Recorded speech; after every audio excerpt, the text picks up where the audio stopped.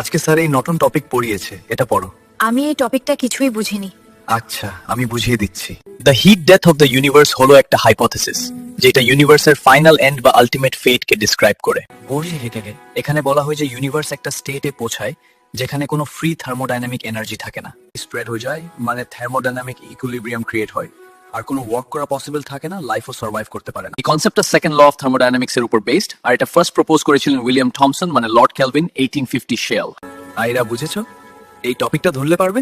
হে, আমি বুঝেছি, কিন্তু মনে হয় ধরলে পারবো না। তাহলে এর মানে কি বলো? The heat death of the universe is a hypothesis that describes the ultimate fate or end of the cosmos. But,